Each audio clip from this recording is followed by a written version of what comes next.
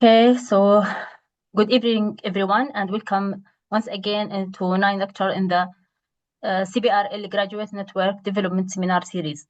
This is part of our ongoing monthly series where we bring together distinguished scholars and expertise from both Jordan and UK to share with their experience of research, journey, and insights.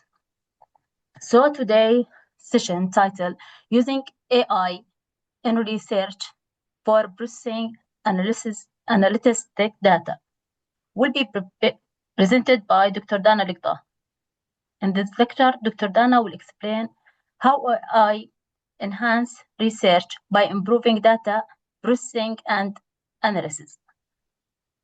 It covers handling large of complex data set, supporting data preparation, analysis, and automation using tools like machine learning and natural language processing. It also highlights practical tools, enhance consideration, and the importance of using AI representatively in research. Let me introduce our speaker, Dr. Dana Liqdah, an associate professor at the University of Jordan, with over 14 years of academic experience. She specialized in data analysis and applied AI, particularly in using behavior model and personalization. Dr. Dana Liqdah holds PhD from University of Warwick and her master from University of Sunderland, UK. She has over 30 publications, with the recent work focusing on natural language processing, Arabic semantic analysis. She is actively involved in quality Syrian international projects such as Erasmus and curriculum development in the business intelligence and AI. She also supervises postgraduate students and serves dissertation chair at West Gulf University in USA. Before we give Dr. Dana the mic, give me say that quick note. Today, this session will be recorded. That's correct, Doctora? Yes, no problem. And as a part of our webinar format, we kindly ask everyone to submit any question you may have using Q&A box. So Dr. Dana will be happy to address the question in the end of the talk. Thank you for joining us today. And Dr. Dana, please, the floor is yours. Thank you very much for the introduction, Rudaina. I'm honored to be here today. It's really always in our academic life, as we do a lot of lectures and presentations and conferences, and for students, it's always a pleasure to do something a little bit different. So I'm very happy to be here today. This is my humble experience. I hope I'm in benefit today, inshallah. My talk today will be about using AI in research for processing and analyzing data. As you have said, it's part of the Graduate Network Skills Development Seminar Series. I'm an associate professor of applied AI and data analytics in the University of Jordan. And we are meeting here today to start with some of our work.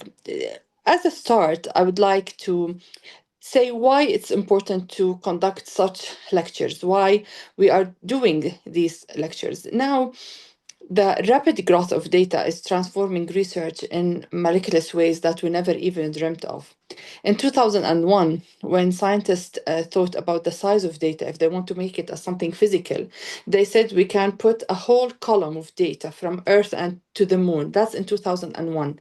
Imagine the amount of data we have now. Imagine how much data we are dealing with in daily basis. The traditional methods that we used to practice are no longer it's no longer beneficial. You cannot really rely on them because now we need faster enablers. We need more accurate analysis of our work. Supporters of the research stages from the collection to the analysis to the insights, handles both quantitative and qualitative data, and raises important ethical and reliability considerations when we talk about using AI in research. Research is all about honesty, it's all about finding new ideas, it's all about analyzing current data. So, the ethical concern is a major part that I would like to conduct some time for in the end of our session. I would like to first start with some ice breaking, if you don't mind. I would like you to answer me and to have some interactive talk. If I ask, how do we define AI? What do you think? If you want to say, is it just a myth or is it a reality? And now everywhere you go, you hear the word AI, AI, AI, AI. Is it a myth? Is it a bubble that's going to explode one day and finish?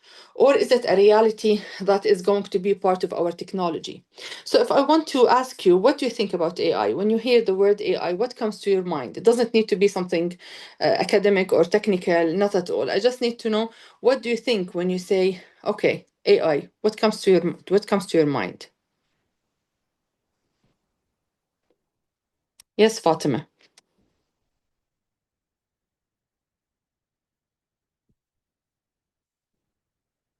I can't hear you. If you can raise your voice, please.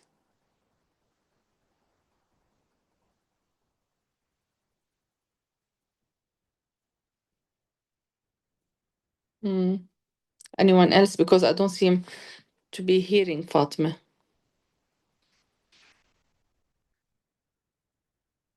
Yes, Fatima, if you can.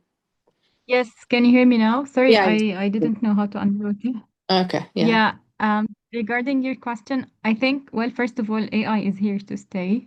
It's not something that I think will disappear at some point. And when I think about how do I define it, I mean, the first word that popped up in my head is it's a tool that is supposed to make my work more efficient. And one reminder that I always like to remind myself with is that it's a tool that shouldn't replace my thinking or my perspective. So, Yeah. yeah, these are the two main thoughts that I'd like to share. Excellent. Yes. Thank you very much. Yeah. Very well put. Anyone else would like to add anything? Okay. So basically what Fatima said is true, is 100% true. It's a tool. It's a machine. It's a non-human thing. But we have some keywords that we like to use when we talk about AI. When we talk about AI, we like to use the words like imitates a human. If you look at all the technologies that we are using, the camera, you are trying to imitate your human eye, subhanallah. The speakers, you are trying to imitate the microphone, the speakers, the ears, the microphone, the mouth, all these, even these robots, it's our hands, our gestures. So all these, anything we are trying to do with AI now, it's basically imitating a human. The most important thing when we talk about something that has AI, it can make decisions, it can learn, and this is a key word.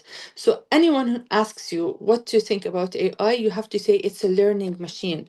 What does a learning machine means? It doesn't repeat the same mistakes. It learns from what it already has. Like when I say, today I taught my vacuum robot um, um, the map of the house. Okay, so the other day when I put a couch on the way, it has to know that there's a couch on the way that was not there before.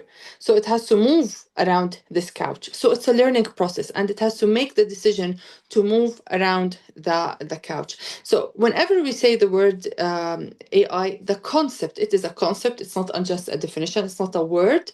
It's definitely something to do to imitate the humans, to make decisions, to learn, and of course to be used and facilitated for other work later. If I want to ask you, why do we need to know AI? Why do you think now that you are in this session? Why do you think that we actually think that this session is important? Why are you here? Why am I here? Does anyone have an answer?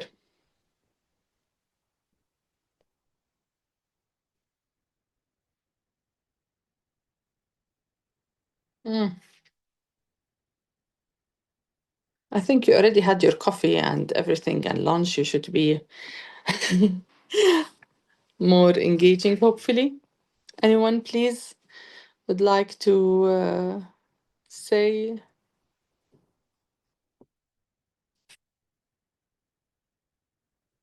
Okay. Do we need AI to know AI? Of course. If you don't know AI now, you are falling behind. How much should I know? As much as I need. You don't need to know everything. You don't need to know all the things. You don't need to know very little. You just need to know how much you need, what is your background, what is the work that you are doing. All this goes and how much do we need. Is it a tool, a solution, a game? It is all. Even now, it's a game. Of course, it's a game because we are playing with it. Not all the time we are being serious with it. A lot of games are enabled by AI, like these new, the Candy Crush ones, the ones that you do.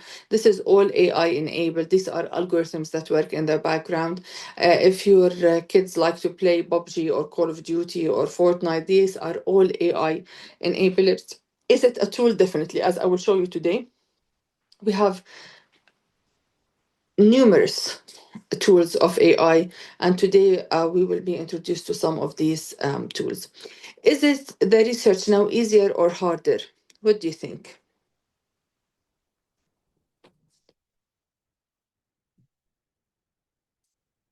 Is research now easier or harder? Easier. Easier. You think so? Sometimes. I think it's easier in terms of you have the available data, but in the same time, it's very hard for us as academic now to get published. It's very hard to get accepted because the world is so open, everything is out there. To be published or to go into research, you need very important thing is the contribution. How are we now actually contributing to the science? You have the AI that is doing all the work for you. Where are we as a human, as researchers from that? It's easier in a way that we are acquiring the science. But is it easier for us to be published? Is it easier for us to be distinguished? Is it easier for us to stand out in the crowd? No, it's getting much harder because even the competition got much harder.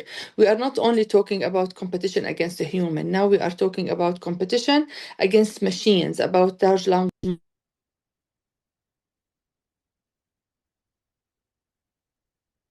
دكتورة الصوت سكر عندك المايك.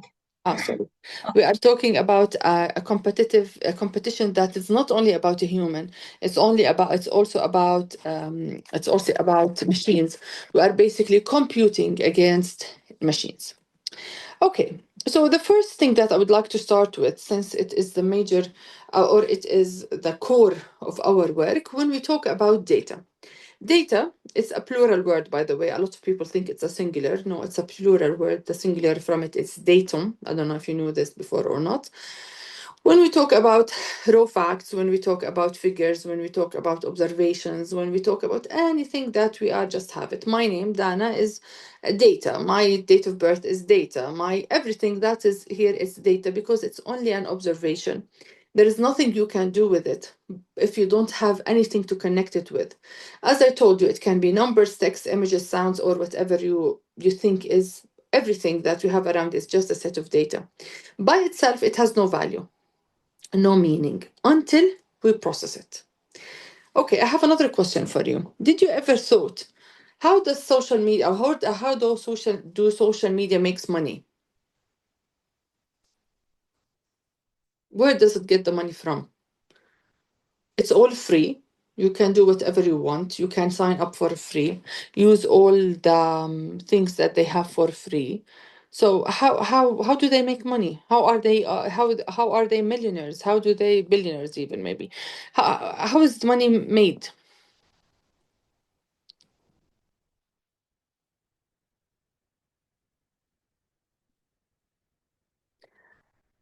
Money is made from your data basically. When you go online and you go to your privacy consignment, and you don't even look at it. Next. You get to the place where you're just giving them all the data. So I'm a company working in cars. I need to know the people who may be interested in buying a Corolla. They go to Facebook and ask them, can you please tell us who are the target audience for us? Who are the target customers? And Facebook give them your data. This way, this data does not work as a raw data. It's now processed. So when it's processed, it's information. And after that, when the company takes this information and process it, it was able to target people who actually will buy what we need. So now we are talking about knowledge. So we moved from data to information to knowledge. Exactly. Like, did you ever think about, oh my God, I just was thinking about, for example, traveling to Turkey. And then all the ads in Facebook and Instagram and all my social media has started popping up about Turkey. How did that work? It worked because these microphones that we are enabling, it's like a data collector, and it takes the keywords and go into the systems, into the algorithms, and then start giving you advertisements based on what you just asked for. Okay, this is the nature of data. This is how we get the data. Basically, what I was telling you before, the reference of this picture is from Sharda. The book is called Business Intelligence, Analytics, Data Science, and Artificial Intelligence. It's a very good book if you like to have a look at it. We get the data from so many sources, from business processes, from the social media, from the Internet of Things. A lot of us now own smart watches, we have smart headphones, even our cars has sensors. All this we call it IoT, Internet of Things. And then all this data is collected. After it's collected, we have the analytics, and then it goes to the end users and the applications, and we start interpreting. When we talk about the data types, this is very important because we need to understand what type of data we are talking with. Data is messy. Data can be very confusing, can be very complex, can be very unusable. So usually we divide the data, the first approach, into structured data and unstructured data. Structured data, the data that has a structure, like the categorical data and the numerical data. Categorical data is basically when we say from 5 to 10. Okay, and then we have the ordinal and the nominal. You don't need to go into these details. It's just the categories. The numerical data, it's either the intervals, the ratios. Any numerical data is called numerical data. And these are structured data because we can easily work with. They are very simple to work with. I don't know if any one of you here has experience with SPSS or Excel. It's this type of data that perfectly work with these types of tools. Then we go to the more complex type of data, which are the unstructured or the semi-structured data. Here we have the text data, we have the multimedia data, and we have the web logs. And these web logs that comes into the forms of XML and JSON and HTML and CSS. All these types of web logs, they are very, very, very rich in your browsing histories and whatever you are doing here. So these are type of data that we are dealing with. Another approach, which is also very common, it is the approach of quantitative via qualitative. So we don't talk structured, unstructured. And we also have here something we call semi-structured data, like the web logs, and this we consider semi-structured data. Then we go to the quantitative via the quantitative. Okay, so qualitative is basically what you get from subjects, from information, from user behavior, and from emotions, from experiences. And these data are very, very important because we don't look only at numbers. We don't only look at measures. It's very important to have the human behavior, the human thinking, the human cognitives inside. We use methods like usability testing, heat maps, focus groups, daily studies, session recording, user feedback. All these are methods that we use for the quantitative analysis. We use tools such as UXCam, use other tools like, for example, we do something like observations, case study analysis, and so on and on. The qualitative analysis, which is basically, it talks about the objective information in numbers, graph, charts.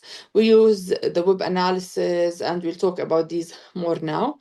We use also tools like Google Analytics and other ones. What is best for you? It depends on your research. Again, what is your research? Do you need to do the quantitative analysis or the qualitative analysis? It depends on the type of research you are using. When we do research and we want to align it with AI, we start from the very early beginning. We start with from the topic selection. A lot of times I have an idea on my mind and I go to ChatGPT and I write, is this idea trendy now? If I publish in this idea, will I get accepted? For example, I have a paper now that I'm talking about the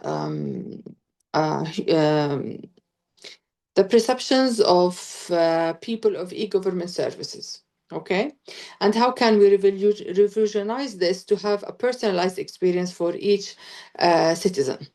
The paper has been rejected so many times, although when I was checking, it was a topic that has been, oh my God, it's booming.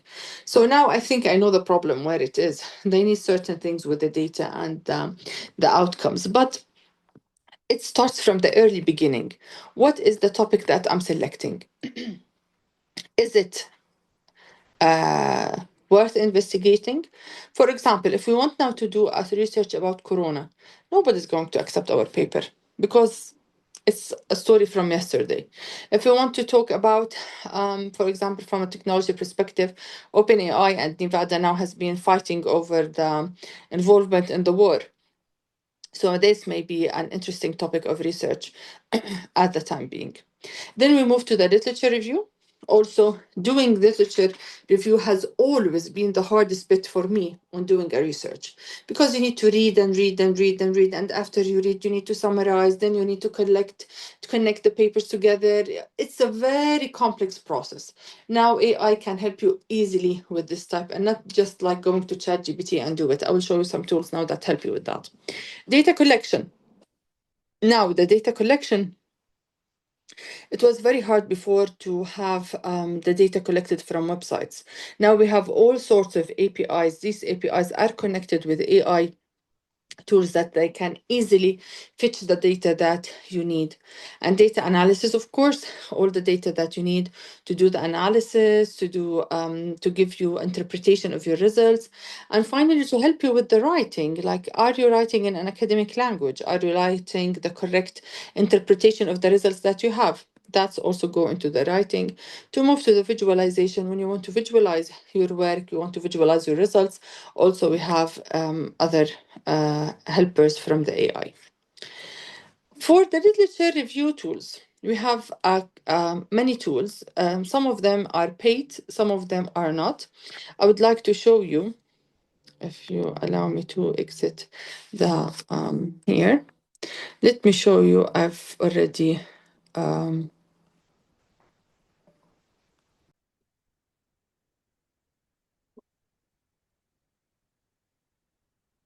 هيك تمام؟ تمام. Yeah. هي يبلش. يس، هاي واحدة من الابلكيشنز اللي هو اللي فرجيتكم اياها، الليت مابس. بتعمل بالضبط زي map about what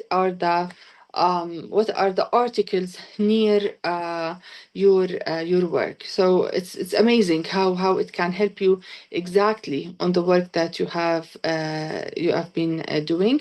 Also, I was showing you here in connected papers, it's the same. It builds you a complete map of what can be done and what cannot be done for the literature. It's amazing though the amount of work that it can help you with. We also have here Elicit. Elicit is very nice, but you need to sign up. I tried, you can go to try now, for example, and then you can either work, or I will continue with Google. The problem with Elicit that you have to pay for using it, but it's also very powerful. It's not a lot of money, but Here they give you two options, industry or academic. If you go to academic, you have a plus $7 a month, pro or whatever. So these are different tools. It depends on your needs. How do you basically need or doesn't need it. So these are tools that I'd like to show you. Some of them are paid, some of them are free. You can work with them as you say. For the writing assistant tools, for writing assistants, we have ChatGPT, we have, let me just do this. Grammarly, we have PaperPal, we have Writeful, we have Reference and Write. All these, they work as assistants in writing. I don't recommend that you use the normal ChatGPT. ChatGPT is very good, it's very nice, it's very easy to use. However, I will highly recommend to start with Grammarly. Grammarly is a tool that helps you with writing and paraphrasing and summarizing. It's a very good tool, very easy to use tool. Also, there's a lot of the free version is really good. So these are other tools that you can basically use and play with around. Here we have data analysis tools. These are beautiful. I work with some of these. We have Julius AI, we have Power BI, we have Tabula, we have QLick, and we have Polymer. For me, for my students, I teach mainly Power BI because it's free for university students and it's excellent with tables, with data. You just need to use data from Excel or CSV files, we call them. So it's really good. Tabula is paid. Tabula is excellent tool, but still it's a paid tool that not everyone has access to it, so I don't always recommend it. I will show you now Julius AI. I was just trying to show you now.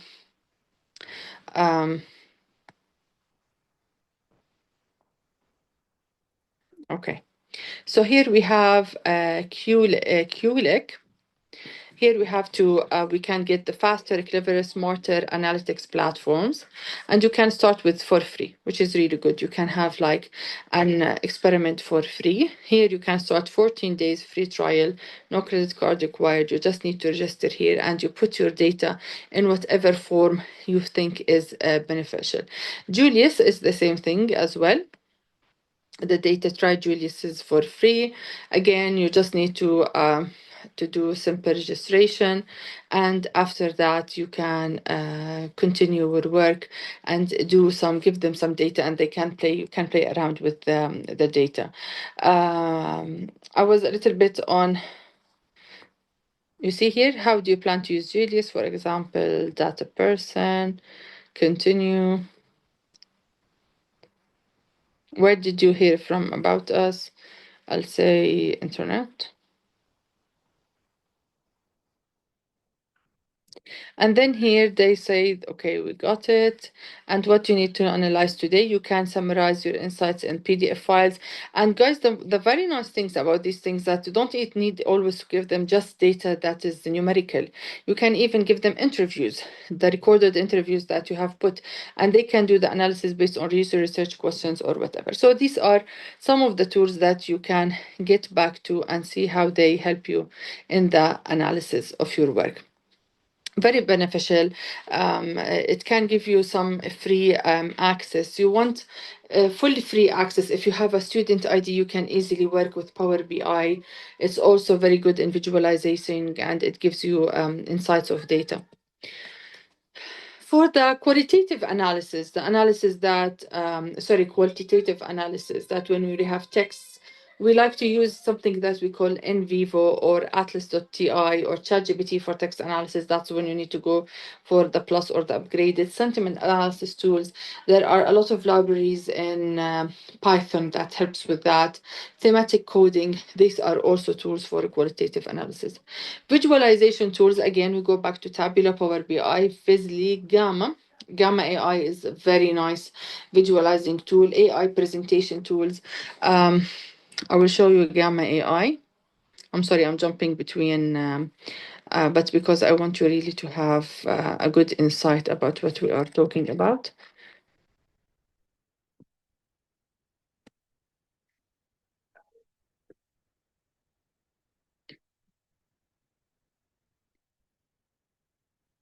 With Gamma AI, you have so many applications, so many things. You can do like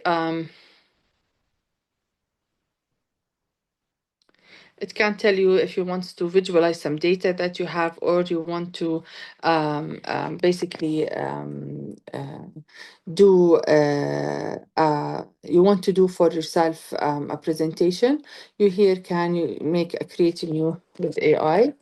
You can say paste in text, create for templates, import. I would say generate presentation about applied AI, generate outline. So basically it gives you the outline of the presentation that you need to make, as you can see here. And then you say generate. This is pure AI, guys. I didn't do any input. And you see it gave me the presentation.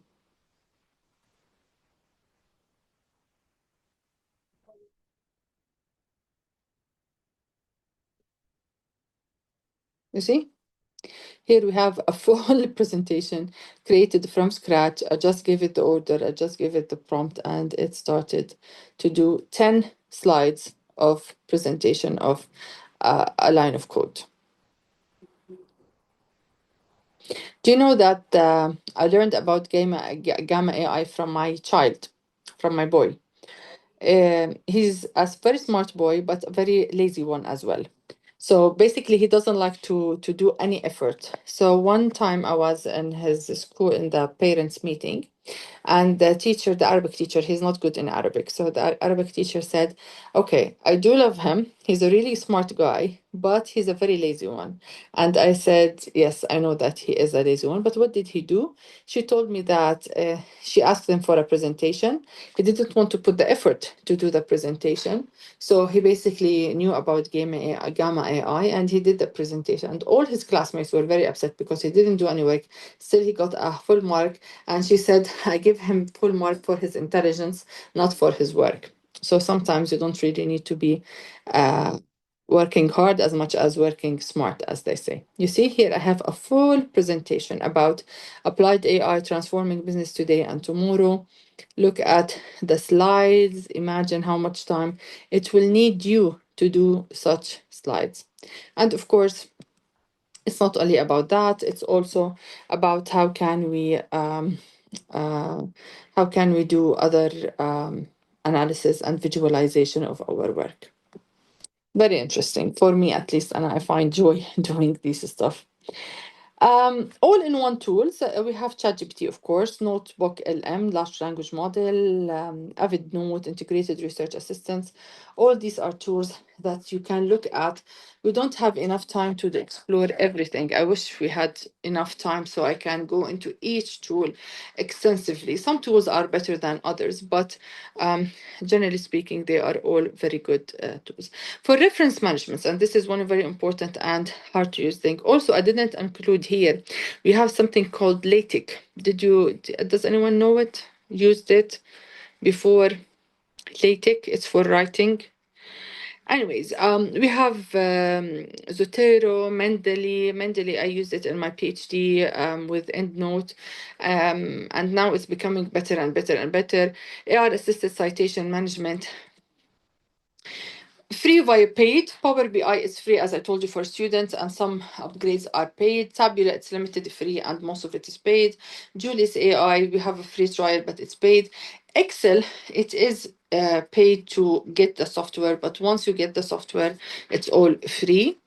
Zoretto, it's free to start with, then you pay for the storage. Mendeley is also free, then you pay for the storage. EndNote, it is paid. I remember my university, the one I used to study with, used to pay for us for EndNote. Okay, why do we use AI in researchers? As you saw, it's faster analysis, extreme automation, improved accuracies, and better insights. It can do work that it's very hard for us as a human sometimes to do, sometimes to work with. However, we have some challenges. There is always a bias in AI. AI gives you the point of view they see, not your point of view. Your point of view as a researcher is very, very, very, very important. There is also the concern of data privacy. Data privacy is a very pushing matter nowadays because a lot of the data that we have now is open, and we are not sure which data we can use and which data we cannot. So we have to be very careful with the data privacy that we are working on. Over reliance. Sometimes we just, as my child, he just relied on AI. He didn't do any work. So nothing basically stick on his head. It's basically like slipping. He's just producing material without actually any value on what they are doing. And everything that comes from AI, it needs to be validated. So we don't just depend on what it gives us. We need to validate it. We need to make sure that it's corrected. What is the best practices? What do you mean by best practices? It's the way the way we like things to do. It's always verify the outputs. Any results that come out of the analysis of AI, we must verify the outputs. We must study the outputs. A lot of us just say, "Oh, okay, nice. I get this idea. This result. Let's put it as it is." No, please don't do that. Okay. Use multiple tools. I usually like to mix and match. I don't depend on one tool and not the other. So it's very important that you mix and match the tools that you are using. You also maintain the academic integrity. Please be careful about anything that you use AI with. You must state it. You must say, I'm using AI for this, I'm using AI for that, don't just overcome it. It's very, very, very dangerous not to use the proper academic citations and work. And of course, cite properly. A lot of the times we put a lot of I don't know, a lot of references, but did we really use them? Did we really read them? Like here with connected paper, we have this graph, but did we really actually use it? Yes or no? We have to make sure that we actually have read the paper or have looked at the paper. For students, I like this. This is a toolkit for students. If you have any students here, I like to use a Research Rabbit, ChatGPT. It's free. Grammarly for writing is free. Excel, Google Sheets for analysis, and Zotero for management of the data. This is as a student because I'm an academic. I like to tell my students what is the easy way around our work. The ethical consideration, and I would like here to stop for some time to talk about how it's important and how dangerous it is to not do or not to be ethical in our work, especially with AI. Guys, with AI, it's all about you. It's not about us. It's not about the people who's correcting after you. It's not about the journals who are publishing your work. It's about you. So we must always be aware of our academic integrity. Your repetition is very important. So you must keep your repetition. Your repetition is very important that if you were caught in the International Research Committee plagiarizing or using AI out of scope, you are immediately cut off. Immediately. Don't even look behind them because they think that you are an academic. If you don't write properly, if you don't have an academic integrity, you have nothing. The second point is a proper citation. Proper citation. For example, if we are using quoted work, it must be quoted as it is between two quotations.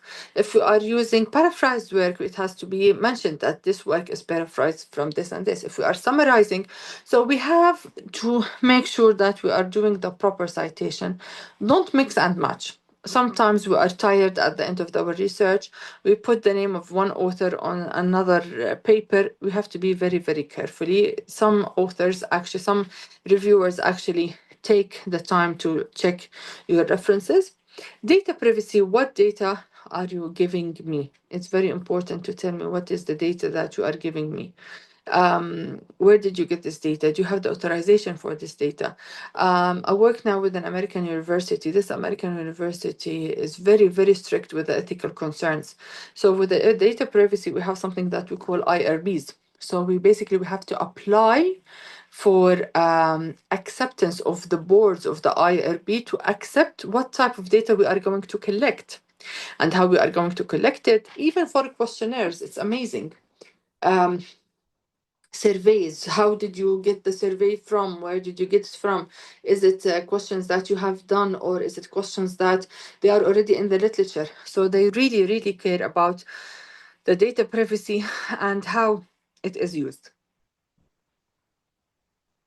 The final thing is the responsible AI use. I can do all the checks after you, and I can you can do everything right, but one time you are not using AI responsibly, like you are overuse it, like in the end of the day you look at the paper, it's 99% AI because of the unresponsible use of AI. For the idea, we go for AI. For the literature, we go for AI. It's okay. You can use tools. That's fine. But be careful. The idea has to be yours. The input has to be yours. You have to be responsible when using it. And make sure, please, whatever research you are doing, don't do any harmful research. Don't do any violent research.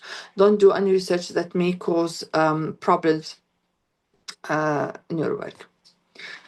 The future of AI in research, as we see here, AI will be assistant in hypothesis presentation and generation. It will have real-time data analysis, like we are fetching data and analyzing immediately. Automated research workflows, AI tools are, as Fatma told us in the beginning, it is a tool, it's not a replacement. So the ideas still need to be yours, the work still needs to be yours, or enhances research efficiency and require critical thinking and validation. In the end of the day, you are the person who's going to put everything together. AI just giving you, but you are the one who's going to connect all the dots together and present it.